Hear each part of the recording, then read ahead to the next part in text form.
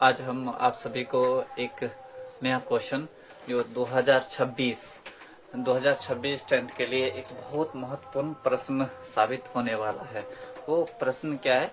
असहयोग आंदोलन। ठीक है, असहयोग आंदोलन क्या है? ठीक है, ये क्वेश्चन इस बार ये आइडिया है। ठीक है, ये अनुमान है कि इस बार 2026 में ये क्वेश्चन है ना 5 नंबर या 4 नंबर जितना में 4 नंबर में आई थिंक पूछा जाता है हिस्ट्री में, है ना, वो पूछा जाएगा। ठीक है, ऐसे तो ये 12th क्लास के लिए भी इम्पोर्टेंट हो जाता है, लेकिन ये खास तौर पर 10th क्लास के लिए बना रहे, क्योंकि 10th है ना, क्योंकि 10th क्लास में प्रीवियस ईयर क्वेश्चन देखने पर है ना, प्रीवियस ईयर क्वेश्चन का अनुमान लगाने पर ये क्वेश्चन लग रहा था कि हाँ इस साल पूछेगा, है ना, इसके अनुसार फिर ये क्वेश्चन लेके आए।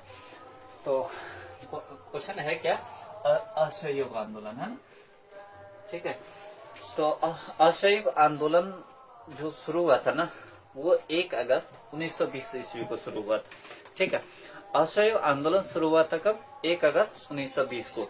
अब 1 अगस्त 1920 को जो असहयोग आंदोलन शुरू हुआ था, तो शुरू करने का श्रेय किसको जाता है ना? महात्मा गांधी को।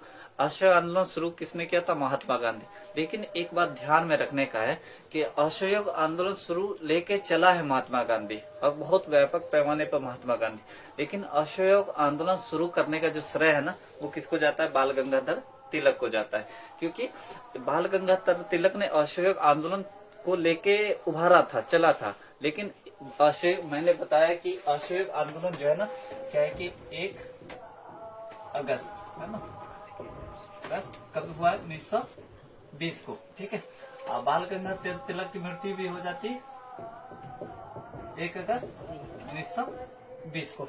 ठीक है, क्या बताया कि असहयोग आंदोलन जो है वो शुरू हुआ था कब? 1 अगस्त 1920 को। आइए, इसको लेके चलने का काम क्या था? कौन?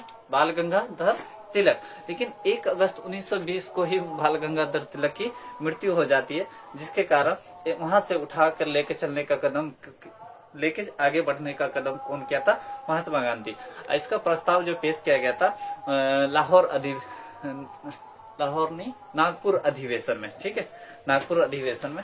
खैर, वहां पर आगे जाएंगे तो फिर बताएंगे आगे की चीजें। और क्या है कि अब उससे पहले देखेंगे असहयोग आंदोलन का कारण।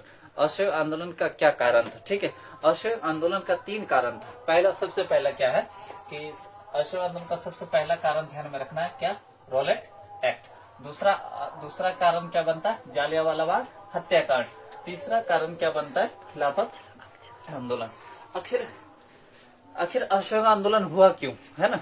क्या गांधी जी को सूझ में आया, झलक में आया, असहयोग आंदोलन करना पड़ा? सरकार की चीजें को, सरकार की बनाई हुई, ब्रिटिश सरकार की बनाई हुई वस्तु को बहिष्कार करने का कारण बना। क्यों आखिर गांधी जी को ये करना पड़ा? क्योंकि असहयोग आंदोलन का कारण क्या है? सबसे पहले हमने बताया कि रॉलेट एक्ट। ठीक है, रॉलेट एक्ट हो गया। रॉलेट एक्ट के जस्ट बाद क्या हो रहा था? जालियांवाला बाग हत्याकांड। उसके बाद क्या हो गया? खिलाफत आंदोलन हो रहा था। इसको लेकर गांधी जी ने मतलब क्या है कि असहयोग आंदोलन किया था। ठीक है, अब कहा जाता है कि एक चीज ध्यान में रखना है कि जो आजादी तो ऐसे मिली 1947 में, हाँ, लेकिन क्या है कि आजादी का एक कारण बना था जब गांधी जी ने विदेशी वस्तु को बहिष्कार किया था, ब्रिटिश सरकार के वस्तु को बहिष्कार किया और स्वदेशी अपनाने की बात की, और ब्रिटिश सरकार के कपड़ों को जलाने का काम किया था। क्या कपड़ा जलाने से आजादी मिल जाती है? नहीं, कपड़ा जलाने से आजादी नहीं मिली, बट कपड़ा जलाने एक कारण बना कि कपड़ा जलाने से मतलब एक कारण बना कि आजादी का एक कारण कपड़ा भी जलाना बना। कब? असहयोग आंदोलन 1920 में। खैर, पहले असहयोग आंदोलन के कारण को देखते हैं, फिर आगे चलें। हाँ, सबसे पहले हमने बताया कि असहयोग आंदोलन का जो पहला कारण था रॉलेट एक्ट, है ना। असहयोग आंदोलन का पहला कारण क्या हुआ था? Rowlatt act. रॉलेट एक्ट जो है ना, सुनो, रॉलेट एक्ट ये कब हुआ था? 19 मार्च 1919 ईस्वी को। ठीक है, रॉलेट एक्ट आया था। भारत में क्रांतिकारी गतिविधि काफी बढ़ गई थी, है ना। इसको लेकर रॉलेट एक्ट कब आया था? 1919 में। भारत में क्रांतिकारी गतिविधियां काफी बढ़ गई थी। इसको रोकने के लिए, है ना, सर सिडनी की अध्यक्षता में एक एक्ट पारित किया गया जिसे रॉलेट एक्ट कहा जाता है।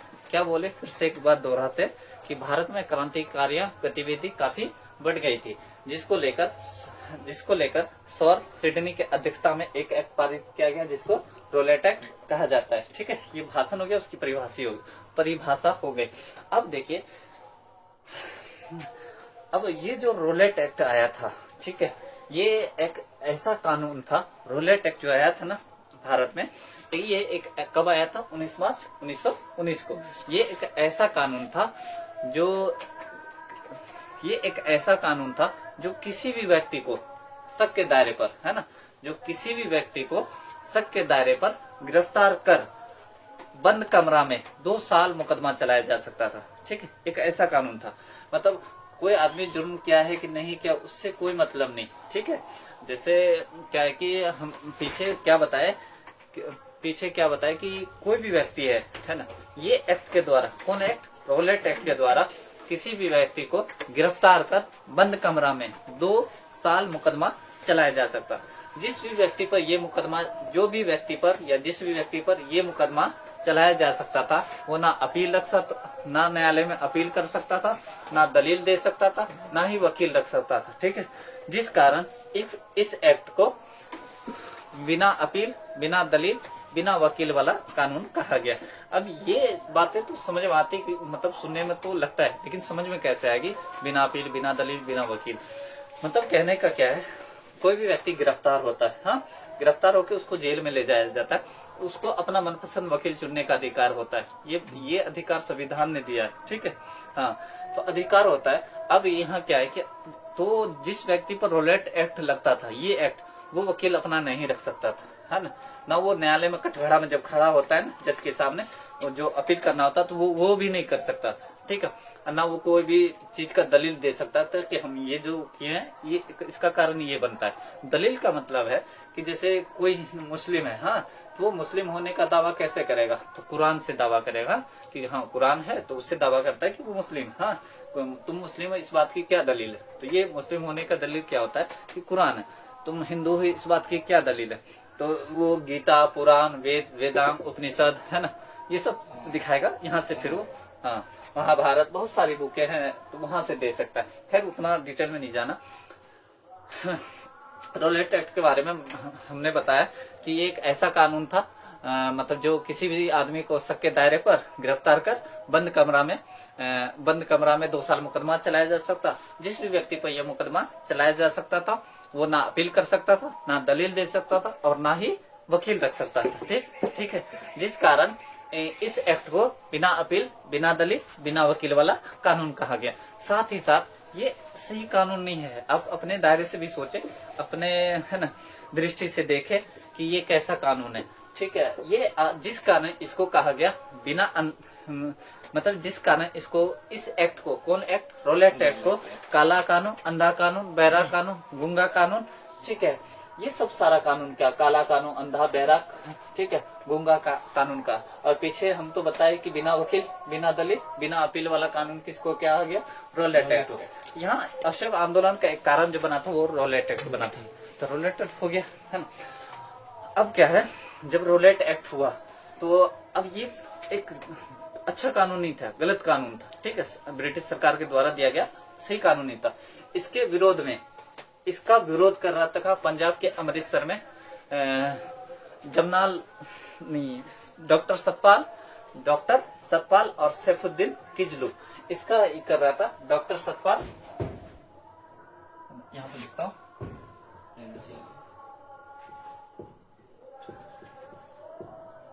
सतपाल और सैफुद्दीन किजलू।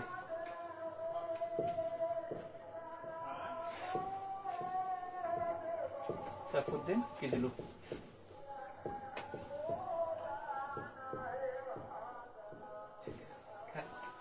बातें एक्स्ट्रा होगी, नोट करना है कि क्या होता है कि डॉक्टर सतपाल और सैफुद्दीन किजलू, ठीक है, सैफुद्दीन किजलू, ठीक है, कि जब जब रोलेट एक्ट की घटना सुनो, जब रोलेट एक्ट की घटना हो चुकी थी, हाँ पीछे सुना कि हमने रोलेट एक्ट के बारे में क्या बताया। जब रोलेट एक्ट की घटना हो चुकी थी, इसका इसका मतलब भारत में बहुत बड़ा व्यापक पैमाने पर उभरा था, ठीक है। जिसको लेकर क्या हुआ कि जिसको लेकर दो शख्स, दो व्यक्ति, एक डॉक्टर सतपाल था और दूसरा सैफुद्दीन किजलू। सुनो अभी सुनो, सीधा होकर सुनना दे, क्या है नीचे, हाँ है ना, सबर रख के सुनो तो ही समझ में आएगा, हाँ ठीक है, एकदम सबर से सुनना है, ठीक है। तो कहा जाता है कि मतलब सबर से सुनेगा ना तो कहा जाता है कि सबर का फल मीठा होता है, ठीक है।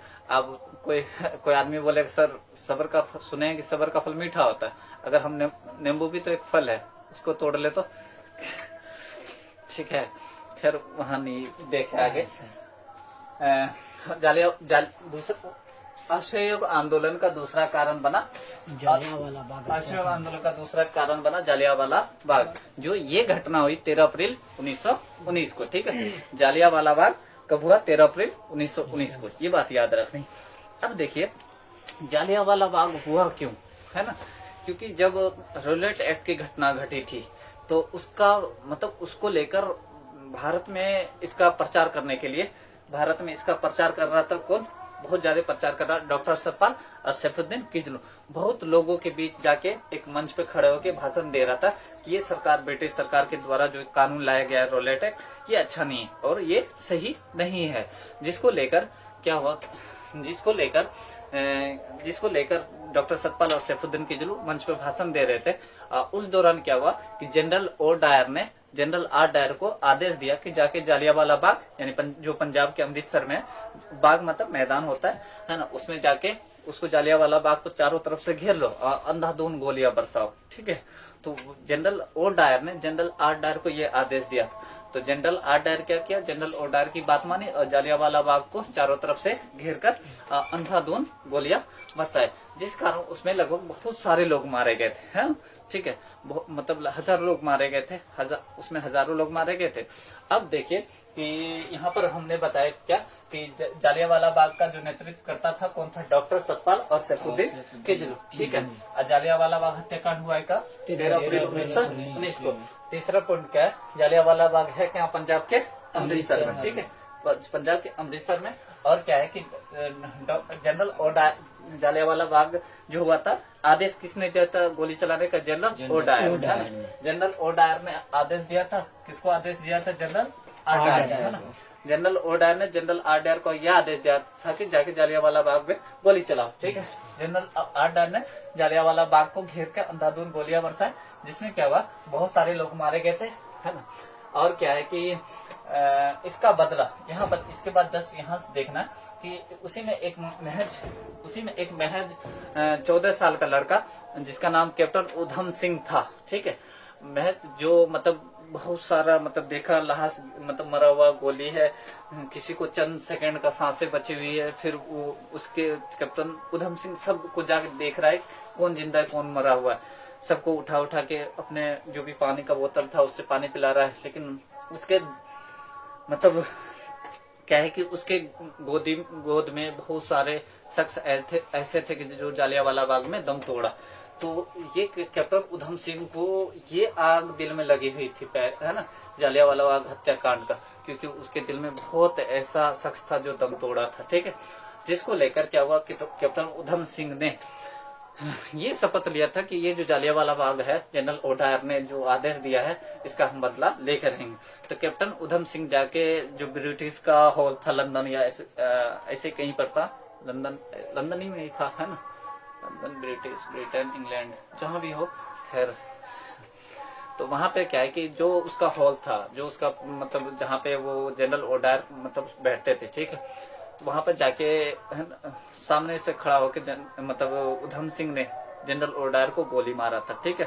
तो फिर जनरल ओ डायर पर फिर क्या है कि कैप्टन उधम सिंह पर एक मुकदमा चलाया गया।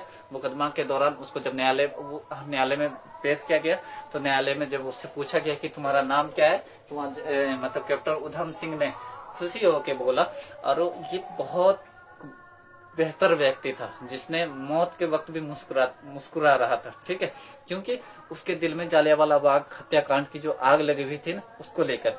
और क्या है कि जब ये बहुत बातें नई है ना, ये नई बातें सुनने को और सीखने को मिलेगा, है ना। और क्या बताए कि जब कैप्टन उधम सिंह को, सुनिए, कैप्टन उधम सिंह को जब बोला कि मतलब कैप्टन उधम सिंह से पूछा गया जब तुम्हारा नाम क्या है, तो वहां पे बोला कि मेरा नाम जो है ना राम मोहम्मद सिंह आजाद है ना। नाम तो उसका क्या था, कैप्टन उधम सिंह। हाँ, हम किसी व्यक्ति को, पुलिस किसी व्यक्ति को गिरफ्तार कर लेता है तो उसका नाम पहले जानता है नहीं, उसका नाम पूछा जाता है। इसी प्रकार जब उधम सिंह को गिरफ्तार करके ले जाया गया था ना, उसका नाम पूछा गया था, तो उसी में बोला का कि मेरा जो नाम है, मेरा नाम क्या है, राम मोहम्मद सिंह आजाद। ठीक है, किसी भी धर्म का नाम नहीं बोला, वो सभी धर्म को जोड़ के नाम बोला, राम मोहम्मद सिंह आजाद। ये कैप्टन उधम सिंह का नाम, ये भी याद रखें। अब देखिए, ये जो जालियांवाला बाग हत्याकांड हुआ, ठीक है, एक तो रोलेट एक्ट आया था, बहुत है ना, बहुत मतलब काला कानून आया था। उसके बाद क्या है, ये जालियांवाला बाग हत्याकांड, इसमें क्या है कि ब्रिटिश अंग्रेज के द्वारा बहुत सारा शख्स को उपाधि दी, है ना, उपाधि दिया हुआ था, है ना, दी हुई थी उपाधि, जिसको 3 शख्स को दिया गया था, है ना। एक जमनालाल बजाज को दिया गया था, और एक शंकर नायर को दिया गया था, एक रविन्द्रनाथ टैगोर को। ठीक है, जमनालाल बजाज को क्या दी थी, राय बहादुर की उपाधि दी थी, कौन, ब्रिटिश सरकार ने। ठीक है, और शंकर नायर को वासराय का पद दिया था, और रविन्द्रनाथ टैगोर को सर नाइटहुड की उपाधि दी थी। लेकिन ये जालियांवाला बाग हत्याकांड के दौरान शंकर नायर ने वासराय के पद से क्या करा, त्याग दे दिया, है ना। शंकर नायर को जो वासराय की पद मिला था ना, वो वासराय को छोड़ दिया, ठीक है, त्याग दिया, अंग्रेज को, जो ब्रिटिश उसको दिया ना, उसको वापस कर दिया। ठीक है, ध्यान रहे, कहाँ देखे, ध्यान दे, है ना। ठीक है, दूसरा क्या है, जमनालाल बजाज। ठीक है, बोलेंगे तो ध्यान देगा, हाँ, यस सर। मैं तो भागा है ना। ठीक है, मतलब जमनालाल बजाज। ठीक है, ये जमनालाल बजाज जो है ना, ये किस चीज की उपाधि लौटा दी, राय बहादुर। पीछे क्या बोले, शंकर नायर ने वासराय का पद त्याग दिया, किसको त्याग दिया, ब्रिटिश सरकार को। ठीक है, और दूसरा जमनालाल बजाज ने राय बहादुर की उपाधि लौटा दी, किसको, ब्रिटिश सरकार को। और ये बहुत बहुत बहुत बड़ा क्वेश्चन है ना। रविन्द्रनाथ टैगोर ने किस चीज की उपाधि लौटा दी, सर नाइटहुड की उपाधि लौटा दी, है ना। ये किसके दौरान लौटाया गया, ये तीनों उपाधि, तो ये जालियांवाला बाग हत्याकांड के द्वारा लौटाया गया। अब अगला तीसरा कारण बनता है असहयोग आंदोलन का, खिलाफत आंदोलन। खिलाफत आंदोलन के बारे में, खिलाफत आंदोलन कोई खास नहीं है, खैर ये लगभग ये भी 1919 में ही हुई थी, है ना, आई थिंक 1919, हाँ 1919 में, ठीक है। 1919 में खिलाफत आंदोलन हो जाता है। प्रथम विश्व युद्ध का जो जब अंत हो रहा था ना, प्रथम विश्व युद्ध 1914 से 1918 को चला था। ठीक है, उसके दौरान प्रथम विश्व युद्ध की जो अंत हुई ना, तो उसी में क्या है कि खलीफा का एक पद था, है ना, खलीफा का एक पद था। जैसे उस्मान गाजी यार देखता होगा तो उसमें मतलब दिखता है कि खलीफा क्या है, ये क्या है, ये क्या है। खैर जो भी खलीफा को मुसलमानों का नेता कहा जाता है। ठीक है, तो ब्रिटिश सरकार ने खलीफा के पद को समाप्त करने की बात कही थी। ठीक है, ये बात समझना है, खलीफा को मुसलमानों का नेता कहा जाता है, ये बात तुर्की से शुरू हुई है। ठीक, वहां से तो उसी को मतलब तुर्की कहाँ, मतलब वही यूरोप में पड़ता है, अब वो भी कहाँ है, मतलब इंग्लैंड ब्रिटेन, ये भी यूरोप में ही है। ठीक है, 1914 से 1918 में खिलाफत आंदोलन हुआ, खलीफा को मुसलमानों का नेता कहा जाता है। अब देखिए ब्रिटिश सरकार ने ये मतलब खलीफा के पद को समाप्त करने की बात की। ठीक है, जिसमें भारत में इसका बहुत व्यापक पैमाने पर विरोध हुआ, और इस विरोध में गांधी जी ने भी सपोर्ट किया था, है ना, भारतीय मुसलमानों ने विरोध किया। ठीक है, मुसलमानों का विरोध, क्योंकि खलीफा का जो पद है मुसलमानों के लिए, तो मुसलमान ने इसका विरोध किया। इस विरोध में महात्मा गांधी ने भी साथ दी थी। ठीक है, असहयोग आंदोलन का ये 3 कारण था, तीनों के बारे में हमने बताया। ठीक है, तो फिर से एक मतलब बता देते हैं कि रोलेट एक्ट कब हुआ, तो 20 मार्च 1919 को। अध्यक्षता कौन था, सर सिडनी अध्यक्षता। जिस व्यक्ति पर होता तो वो व्यक्ति को 2 साल कमरा में बनकर मुकदमा चला जाए तो इसको रोलेट को काला कानून, अंधा कानून, बहरा कानून, गूंगा कानून, बिना वकील, बिना दलील, बिना वकील वाला कानून कहा गया। ठीक है, दूसरा कारण बना था जलियांवाला बाग हत्याकांड। ये किसने किया था, नेतृत्व करता कौन था, डॉक्टर सतपाल और शैफुद्दीन किजलू। ठीक है, ये कब हुआ, 13 अप्रैल 1919 को हुआ था। ठीक है, पंजाब के अमृतसर में हुआ था। ठीक है, जनरल ओडार ने आदेश दिया, जनरल आडार को आदेश दिया। ठीक है, वासाराय के पद, शंकर नायक, इसी हत्याकांड में शंकर नायक ने वासाराय के पद को छोड़ दिया। ठीक है, ब्रिटिश सरकार को वापस कर दिया। जमनालाल बजाज ने राय बहादुर की उपाधि लौटा दी। दूसरा क्या, रविंद्रनाथ टैगोर ने सर नाइटहुड की उपाधि लौटा दी। बदला लेने के लिए कैप्टन उधम सिंह ने, जब उधम सिंह ने बदला लिया, कैप्टन उधम सिंह ने, और जब कैप्टन उधम सिंह ने का नाम पूछा गया तो राम मोहम्मद सिंह आजाद ने बताया। फिर खिलाफत आंदोलन के बारे में तो बताया ही। ठीक है, असहयोग आंदोलन का कारण क्या है कि असहयोग आंदोलन जो हुआ था ना, उसका कारण क्या था। तो एक कारण बताए थे क्या कि रोलेट एक्ट, असहयोग आंदोलन का पहला कारण बताए थे कि रोलेट एक्ट हुआ। असहयोग आंदोलन का दूसरा कारण जलियांवाला बाग हत्याकांड। ठीक है, असहयोग आंदोलन का तीसरा कारण जो बताए थे वो खिलाफत आंदोलन था। ठीक है, ये 3 कारण बताए थे, तीनों कारण को अच्छे तरीके से बताया। दूसरा क्या है कि अब असहयोग आंदोलन क्या है, कैसे हुआ था, कौन क्या था, कब क्या था, इसके बारे में बताते हैं। और इसमें ये आंदोलन का भारत पर क्या असर पड़ा था, असहयोग आंदोलन जो महात्मा गांधी के द्वारा किया गया था। ठीक है, तो आगे चलते हैं फिर। तो है क्या कि असहयोग आंदोलन। ठीक है, इसके बारे में हमने थोट लिख रखा है। ठीक है, अब देखिए कि असहयोग आंदोलन जो है ना, 1 अगस्त 1920 को शुरू हुआ। ठीक है, असहयोग आंदोलन 1 अगस्त 1920 को शुरू हुआ था।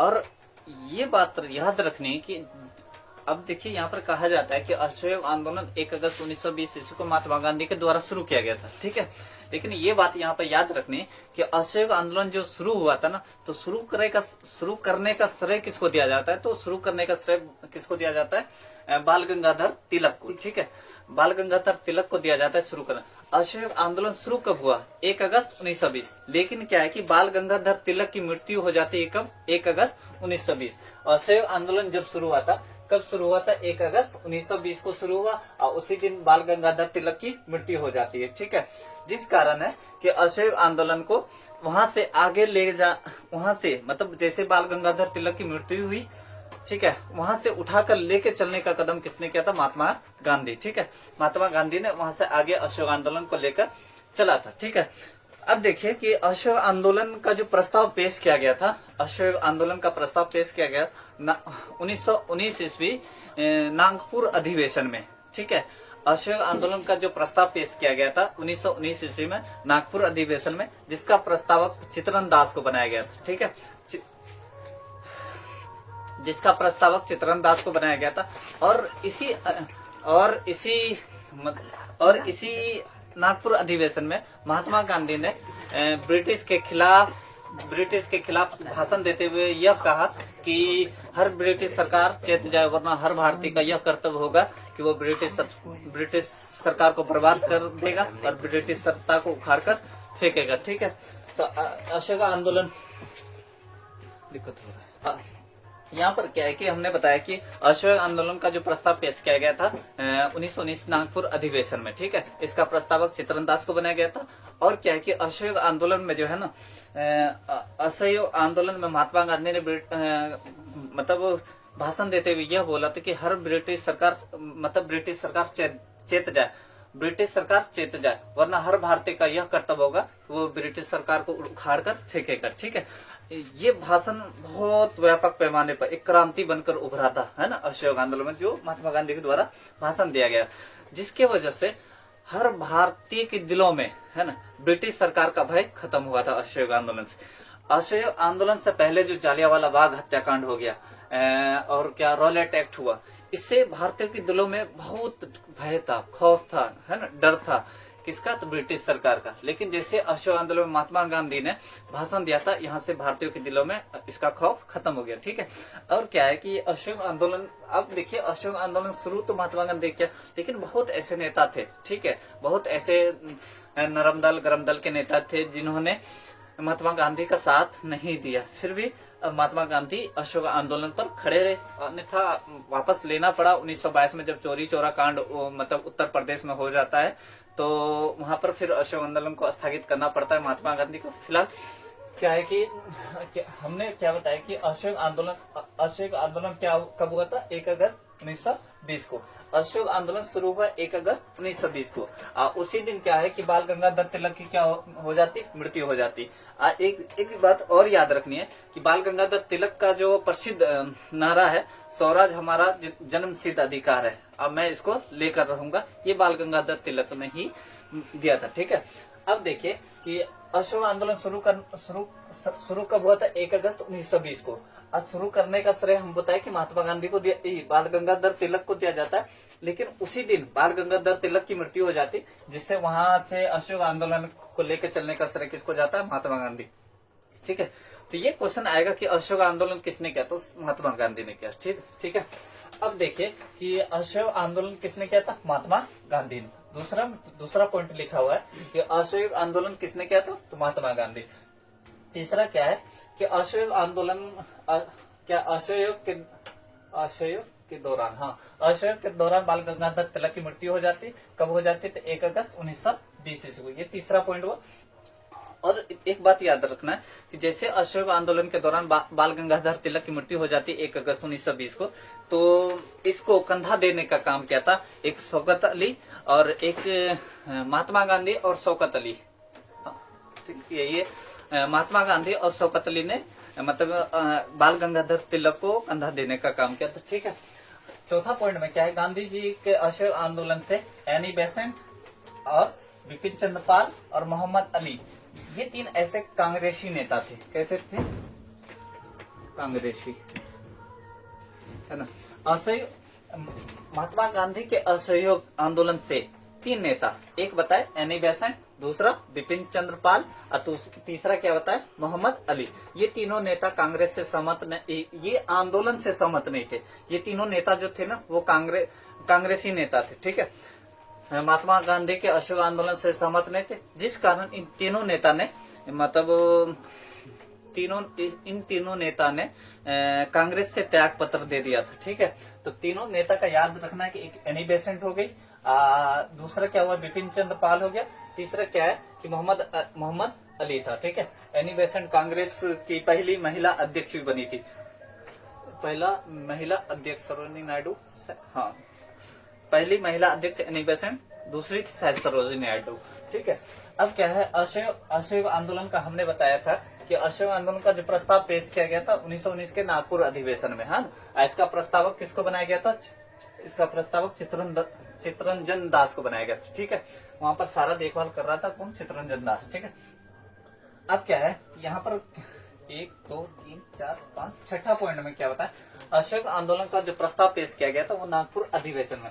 वही नागपुर अधिवेशन में पीछे बताया कि मतलब महात्मा गांधी ने कांग्रेस के मंच पर खड़े होकर बोला कि हर ब्रिटिश सरकार चेत जाए, वरना हर भारतीय का यह कर्तव्य होगा वो ब्रिटिश सरकार को उखाड़ कर फेंकेगा। ठीक है, अगला क्या है कि भाषण दिए थे, छठा पॉइंट। 7वां पॉइंट में क्या है? असहयोग आंदोलन के द्वारा जो है ना, वो विदेश मतलब ब्रिटिश सरकार के वस्तुओं का बहिष्कार किया गया और स्वदेशी अपनाने की बात कहेगी। मतलब क्या है कि जो भी ब्रिटिश सरकार मतलब भारत से जो भी रेशम ये वो जो भी चीजें लेके मतलब कहाँ इंग्लैंड ब्रिटेन जाता था, वहां से वस्त्र बना के भारत लेके आता था। तो महात्मा गांधी ने विदेशी वस्तु का बहिष्कार किया, है ना, और स्वदेशी अपनाने पर जोर दिया, बल दिया, क्योंकि स्वदेशी मतलब अपने देश में जो बन रहा है उसको पर जोर दिया था महात्मा गांधी ने। ठीक है, तो ये बात भी याद रखनी कि असहयोग आंदोलन में महात्मा गांधी ने विदेशी वस्त्र का बहिष्कार किया था और स्वदेशी अपनाने की बात कही थी। ठीक है, और क्या है कि अपनाने के बाद, और असहयोग आंदोलन में एक बात और याद रखनी है कि असहयोग आंदोलन में एक विजयवाड़ा सम्मेलन में, ठीक है, विजयवाड़ा सम्मेलन 1921 में महात्मा गांधी भाग लिए थे। उस सम्मेलन में महात्मा गांधी ने ये भाषण दिए कि आज से मैं मतलब धोती कुर्ता त्याग रहा हूँ और लंगोट पहनने की बात कही थी। ठीक है, तो अशोक आंदोलन में ही महात्मा गांधी ने विजयवाड़ा सम्मेलन में धोती कुर्ता त्याग कर और लंगोट पहनने की बात की थी। ठीक है, और असहयोग आंदोलन के द्वारा बहुत सारा मतलब आंदोलन हुआ है। ठीक है, यहाँ पे याद रखना ये सब, जैसे ये असहयोग आंदोलन के द्वारा जो है ना, अवध के क्षेत्र में एका है ना, अवध के क्षेत्र में एका आंदोलन हुआ है। एका, ठीक है, असहयोग आंदोलन के दौरान अवध के क्षेत्र में कैसा आंदोलन, एका आंदोलन हुआ, जिसको मदारी पासी ने किया था। ठीक है, ये सब 10th क्लास में सीधा ऑब्जेक्टिव पूछा जाता है। ठीक है, एका आंदोलन किसने किया, तो मदारी पासी ने किया था। तो किस क्षेत्र में एका आंदोलन हुआ, तो अवध के क्षेत्र में। ठीक है, तो अब यहाँ से ये भी क्वेश्चन पूछा जाता है कि एका आंदोलन मदारी पासी के द्वारा किया गया एका आंदोलन, ये किस आंदोलन से संबंधित है, तो ये असहयोग आंदोलन से संबंधित है। ठीक है, तो ये क्वेश्चन बनता है एका आंदोलन किस आंदोलन से संबंधित है। ठीक है, तो असहयोग आंदोलन से। ठीक है, अब देखें कि ये तो बता दिया, अगला क्या है, केरल के क्षेत्र में मोपला विद्रोह। ठीक है, मतलब केरल के क्षेत्र में मोपला विद्रोह हुआ था 1921 ईस्वी में, जिसको किया था अली मुस्लियार, है ना, अली मुस्लियार ने कि कौन सा आंदोलन, मोपला विद्रोह को किया था, है ना। असहयोग आंदोलन के दौरान पहला बताए कि एका आंदोलन हुआ जिसको मदारी पासी ने किया था। दूसरा ये बताए कि मतलब वो क्या, मोपला विद्रोह जो 1921 में हुआ, अली मुस्लियार ने किया। ठीक है, और ये बात याद रखनी है कि असहयोग आंदोलन के द्वारा जो भारत का वायसराय था वो कौन था, लॉर्ड चेम्सफोर्ड। ठीक है, बहुत सारा लगभग 40-42 ऐसा है कि जो भारत का वायसराय भी है, जो भारत का वायसराय भी है, जो भारत का गवर्नर जनरल भी बना, जो भारत का गवर्नर, बंगाल का गवर्नर भी बना, जो बंगाल का गवर्नर जनरल भी बना। जैसे कुछ का नाम बताते हैं, जैसे पहला का Robert Clive, बंसीटाट, वोरेलास्ट, Cartier, Warren Hasting.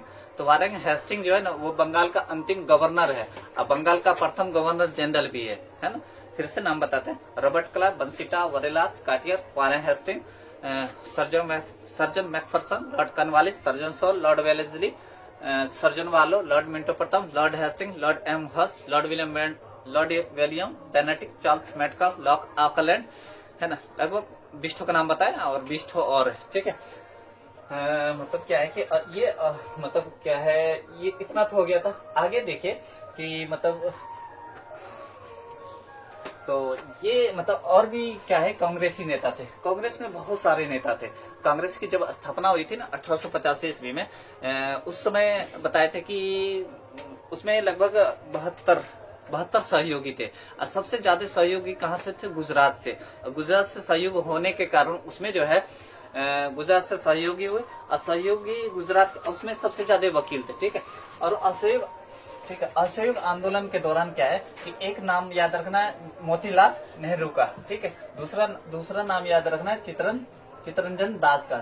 ठीक है, तीसरा नाम याद रखना तेज बहादुर सप्रू का, है ना। ठीक है, चौथा नाम रखना जो संविधान सभा के अस्थायी अध्यक्ष बने थे, राजेंद्र प्रसाद। ठीक है, और इसका संबंध बिहार से भी है, बिहार में ही शायद पैदा हुए। ठीक है, और चौथा, पांचवा क्या हो गया, 1 2 3 4, 5वां नंबर पे याद रखना है क्या, भोला भाई देसाई का। ये मतलब क्या है, कैसे हो, है ना। ठीक है, असहयोग आंदोलन में एक हमने नाम बताया कि एक नाम याद रखना है किसका, मोतीलाल नेहरू का, दूसरा चित्तरंजन दास का, तीसरा क्या है, तेज बहादुर सप्रू का, चौथा राजेंद्र प्रसाद का। ठीक है, मतलब क्या है, पांचवा क्या बताया, भोला भाई देसाई का। ये सब मतलब क्या है, ये असहयोग आंदोलन के दौरान जो ये सारे नेता कांग्रेसी, ये ने मतलब क्या है, वकालत करने छोड़ दिया था। ठीक है, ये आंदोलन के द्वारा जितने भी नेता है जो गांधी जी को सपोर्ट नहीं कर रहे थे ना, ये इस आंदोलन, लेकिन गांधी जी हार नहीं माने, इस आंदोलन को लेके चला।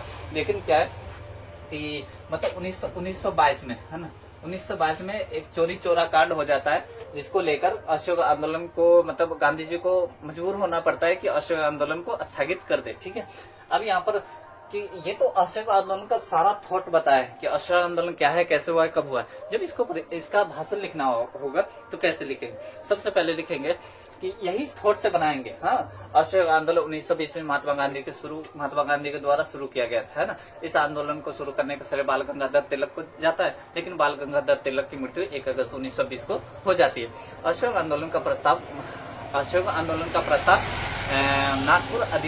नागपुर अधिवेशन में पारित किया गया था। नागपुर अधिवेशन में पारित किया गया, जिसका प्रस्तावक चित्तरंजन दास को बनाया गया।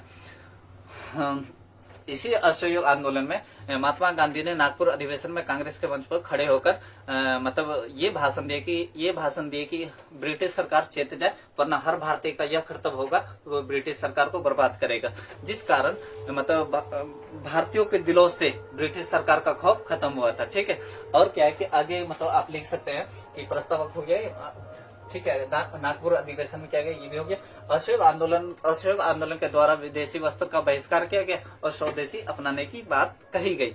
ठीक है, और आगे लिखना चाहे तो लिख सकते हैं कि असहयोग आंदोलन के दौरान मतलब अवध के क्षेत्र में एक आंदोलन हुआ जिसको मंदारी पासी ने किया था। असहयोग आंदोलन के दौरान मोपला विद्रोह जिसको अली मुस्लियार ने किया था। असहयोग आंदोलन के दौरान एक भारत का वायसराय था, लॉर्ड चेम्सफोर्ड था। ठीक है, और एक चीज है कि जो हम बताए कि असहयोग आंदोलन के दौरान कुछ कांग्रेसी नेता थे, जैसे एनी बेसेंट है ना, बिपिन चंद्र पाल और मोहम्मद अली, ये तीनों कांग्रेसी नेता थे। और ये क्या हुआ, जब गांधी जी से बात की कि असहयोग आंदोलन नहीं छोड़ रहा था, जिसके कारण इन तीनों कांग्रेसी नेता ने कांग्रेस से त्याग पत्र दे दिया। ठीक है, और बताए कि असहयोग आंदोलन के दौरान मतलब कुछ वकील मतलब क्या वकालत कर रहे थे, जैसे मोतीलाल नेहरू, चित्तरंजन दास, तेज बहादुर सप्रू, राजेंद्र प्रसाद और भोला भाई देसाई, ये सभी नेताओं ने क्या करा, वकालत करना छोड़ दी। तो ये असहयोग आंदोलन के बारे में आप चाहे तो खुद से परिभाषा बना सकते हैं। ठीक है, इससे पहले हमने बताया कि असहयोग आंदोलन का कारण बता रहे हैं, ये असहयोग आंदोलन क्या है इसके बारे में। असहयोग आंदोलन का पीछे कारण बना था, वो था एक रॉलेट एक्ट, दूसरा जालियांवाला बाग हत्याकांड। रॉलेट एक्ट 19 मार्च 1919 को हुआ था, जालियांवाला बाग 13 अप्रैल 1919 को हुआ था, और खिलाफत आंदोलन 1919। ये 3 कारण थे। वो 3 कारण चाहे तो आप पहले लिख ले, तब उसके बाद ये आप परिभाषा बना सकते हैं खुद से। ठीक है, तो बस यहीं तक असहयोग आंदोलन हो गया। थोड़ा सा मतलब मैं इशूज हो रहा है इधर, तो आवाजें आ रही तो उसको स्किप करना है, सुनना है, चीजें देखनी है, पढ़ना, खुद से समझना है, बाकी ठीक है।